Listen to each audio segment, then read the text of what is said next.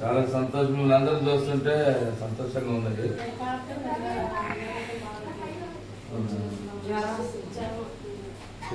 కదా చాలా మందికి పుట్టిన కాదు చిన్నపిల్లలప్పటి నుంచి చాలా రకరకాల డబ్బులు వస్తుంది, సహాయం చేస్తారు. పుట్టిందే పాపలోకం కాదు ఇది. అనేక వ్యాధులు, గుండె జబ్బులతో పడుతున్నారు. అంగవైకల్యము, మహోన్నతుడా దయగలిగిన మా పర్లకు తండ్రి నీ పరిశుద్ధ పాదాలు పొందినారు, స్తోత్రాలు చెల్లిస్తున్నాం.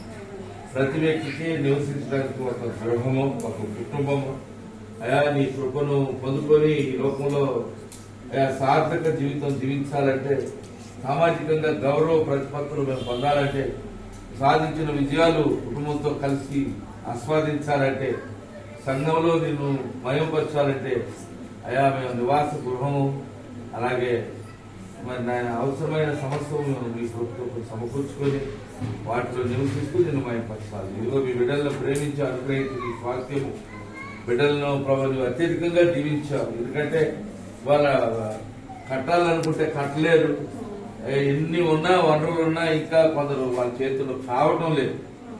ఏళ్ళు గడుస్తున్నాయి, ఇతరులను చూసి సంబరపడటమే కానీ వారు ఏం చేయలేరు.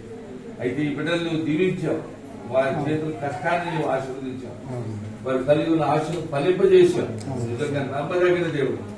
ఈ సమయంలో ప్రభా మీ బిడ్డలను నీవు ప్రేమించి ఇచ్చిన ఈ గృహమును బట్టి దీనికి మీరే పునాదులు వేసి కట్టి నీవు నిలబెట్టావు. నీవే మూల స్తంభంగా ఉన్నావు, నీవే ముఖ్యమైన మూల రాయి ఉన్నావు. వారి జీవితాలను నిలబెట్టి ఉన్నాయి. ఇంకా అధికమైన ఆశీర్వాదాలు దయచే ప్రభావ.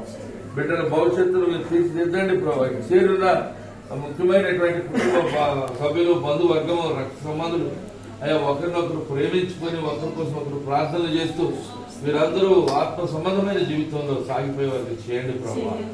అయా చిన్న బిడ్డలు కూడా కొందరు అనారోగ్యంతో ఉన్నారని వింటున్నావు. మరి వారికి కలిగిన బలహీనతలు ఎదిగి ఉన్నావు. చిన్న బిడ్డల నాయకులకు రాని ఇలాంటి వారి పట్ల రాజవంశాలు ఇచ్చారు.